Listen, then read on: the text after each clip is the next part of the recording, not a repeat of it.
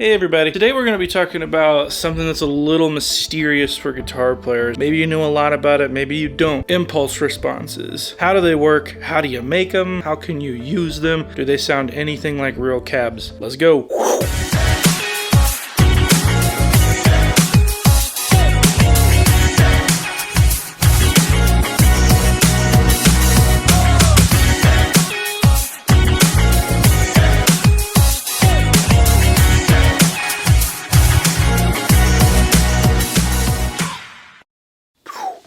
So we're here in the control room, and we're going to take a look at actually how to create an impulse. Allergies. Ooh. Anyway, one thing I really think helps a lot when you're making an impulse is using a very clean amp to do it with. So if you're running your head in your cab and you think you're going to make an impulse with just those two things, you could, but I don't think you're going to get the best result. What I like to do is use a very, very clean amp, and when I say clean, I'm basically talking about a PA amp. So those things that you can get anywhere for pretty cheap to basically run live sound, like a 2-channel solid state amp. I'll show you mine here in a second. You're just going to run a very specific signal. In this case, we're going to use white noise. I just need like a sample of it, something super short. And then we're going to run that out of the interface into the really clean PA amp, and that is going to go through our speaker. You could pick these up all day long for under $100 online if you wanted to. You don't need anything overly powerful. You don't need anything overly expensive. You certainly don't need any onboard EQ, compression, anything like that. You're not looking for anything special in an amp. This is really just to put a signal through your cab so you can figure out what that cab is doing to a very specific signal with as little coloration as possible. After that, all we're going to do is run that signal through the cab, mic it up however we want to, and we have our impulse. Now, one thing to think about here, an impulse is only as good as the process you use to record it. So maybe you like the one I'm going to do, maybe you don't. Keep in mind, it's going to capture the characteristic of the cab itself, the speaker that's in that cab, how those two are interacting, the microphone or microphones that is on that cab, the preamp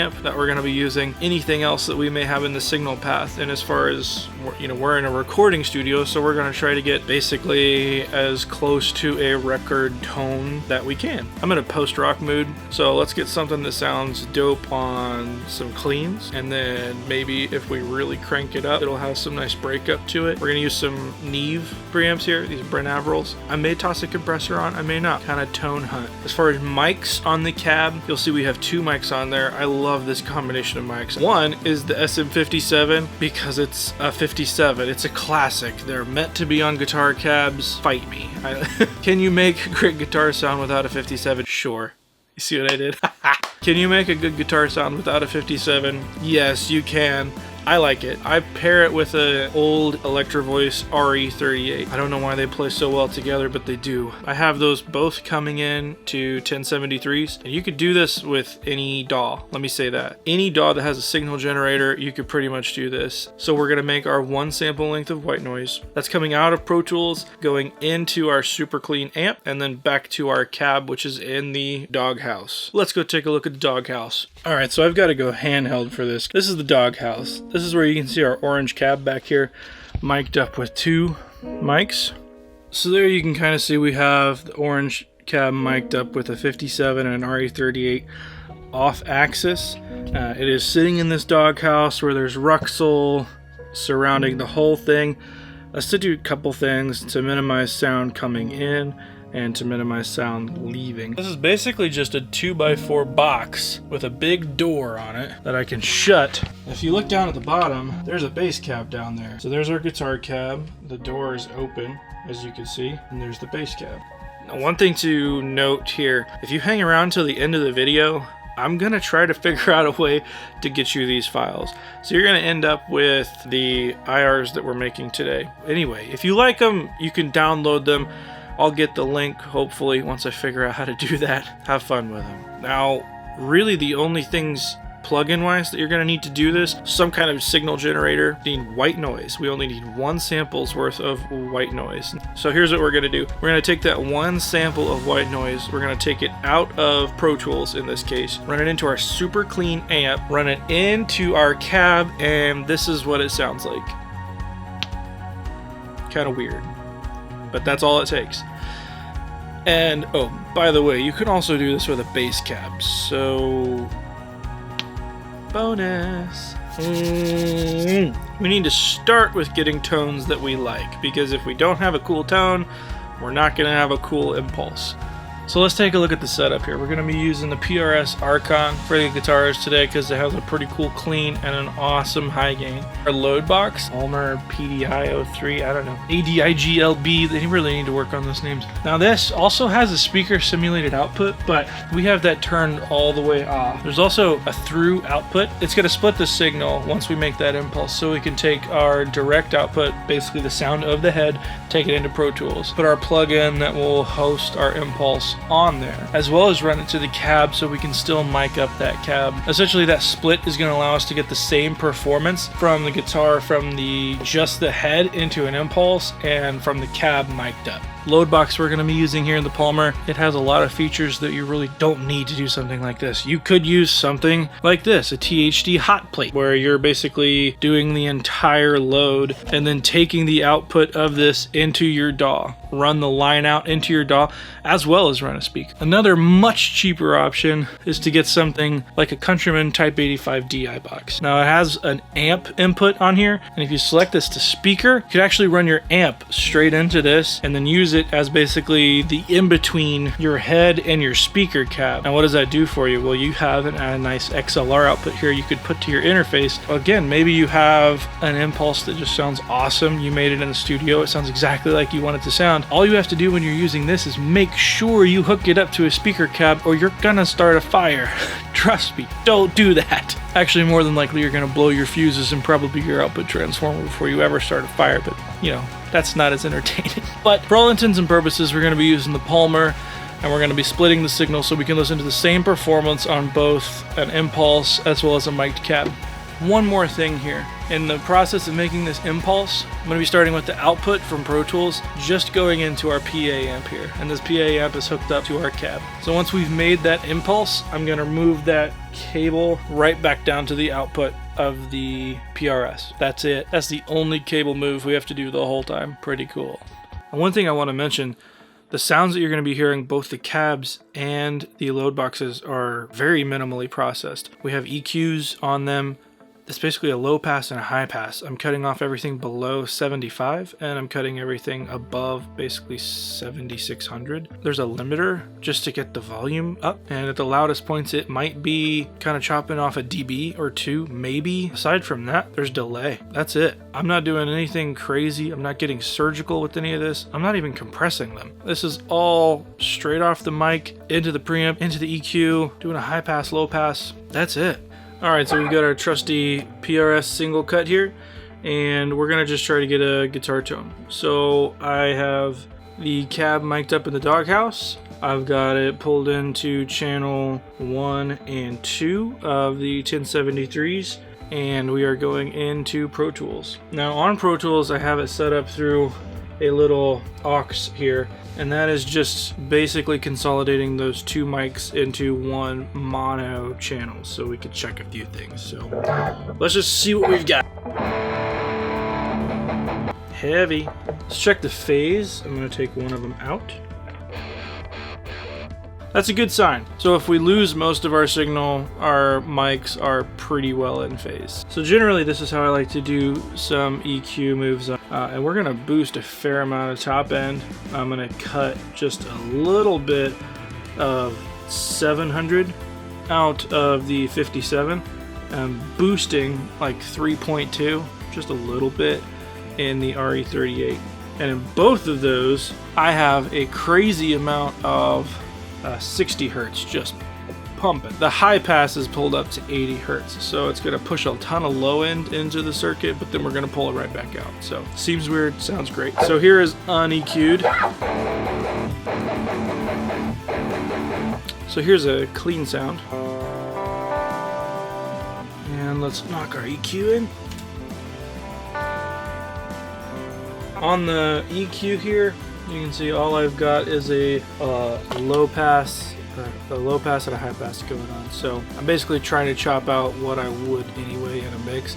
I'm not going to print the impulse through this, but this is just so I can see what's going on. Let's make an impulse. So the only thing we really have to do here to make an impulse is we have to get a sample's worth of white noise. So we're going to pull up our signal generator. Now, as soon as I bypass this, you're going to hear the cab in the other room start to go nuts. Check this out. That's not fun. So real quick, I'm just going to consolidate 1 sample's worth of this.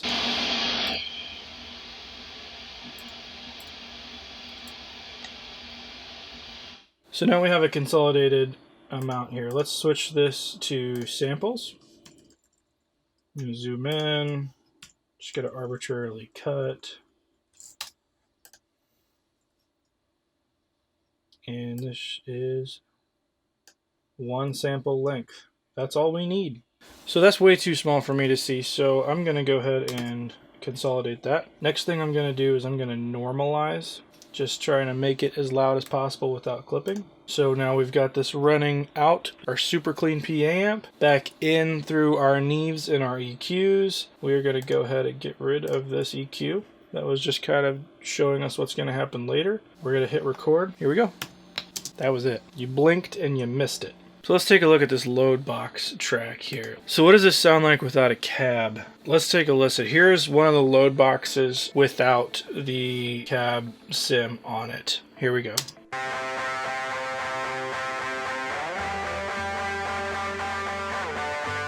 How do we put one on? So we have Lancaster Audio. This is a free Pro Tools AAX version of an impulse loader. I absolutely love it. So here I just pulled up our orange EQ'd, and all that is our orange going through our 1073s, EQing on the 1073s and printing it. So without, it sounds like this, and then I'm going to click it in. You can see what it sounds like.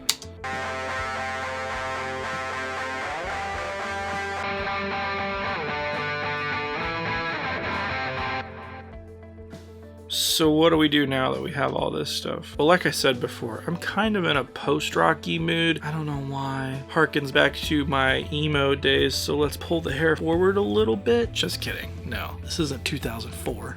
Don't do your hair in a camera. This is a bad idea. I shouldn't have done this. Let's go record some guitars. Who knows? We may end up with bass and drums and a whole song. Let's just see what happens here. Stick around for the whole thing. I don't know. You guys might get a free impulse or 2. We'll see. If you're nice, subscribe. So let's take a listen to a song now. I'm going to have A and B. I'm going to switch the signal going from load boxes on everything, all the guitars. There's basically 2 rhythm guitars, 1 lead guitar, and a bass. I'm going to flip everything all at once. You should be able to hear a difference here, and it should be pretty drastic if the rumors on the internet are true. And I'm not saying these are exact. They do not phase cancel. I've tried. But that's not really the point if it's an identical match or not. It's how does it sound? Does it sound different? Is one better than the other? So let's listen through this. I'm going to have an A and a B. Put your guesses in the comments below as to whether you think A or B is the load box or the cab. And once we're done, we're going to go through the results. Here we go.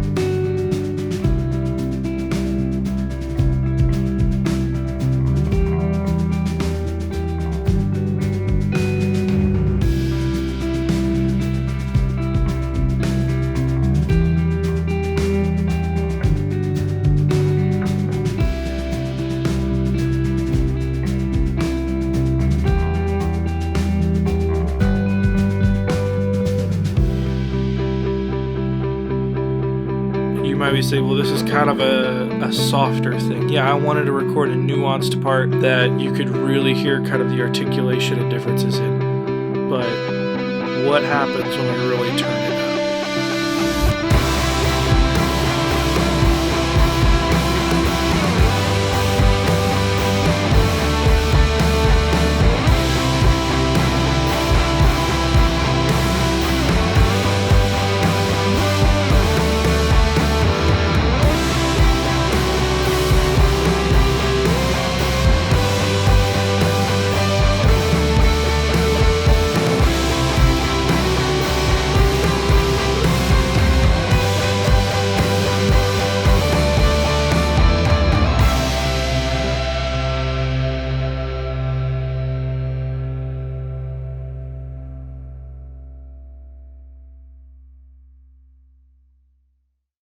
What'd you think? Be honest with me here for a second. Did you really notice much of a difference? Like I said, this always depends on how you've recorded it. Your impulse is only as good as every technique after it. So if you have a bad chain, if you have a bad mic placement, if you have a bad preamp choice, if you have a bad EQ, it's gonna sound bad. And whether or not you like this one is kind of moot. I'm just showing the process here. Let's be clear, I don't think I'm the king of miking cabs or the king of making impulses.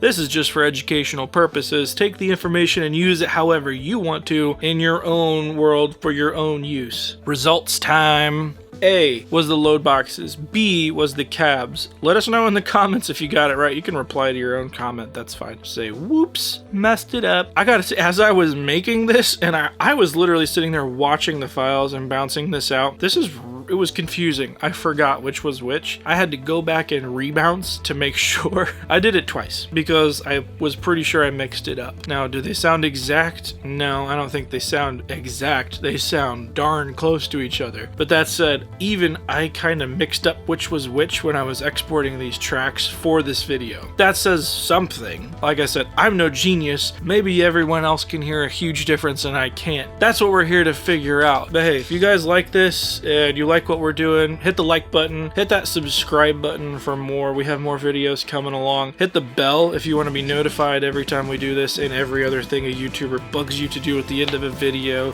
Hey, you have a good day. I'll see you later.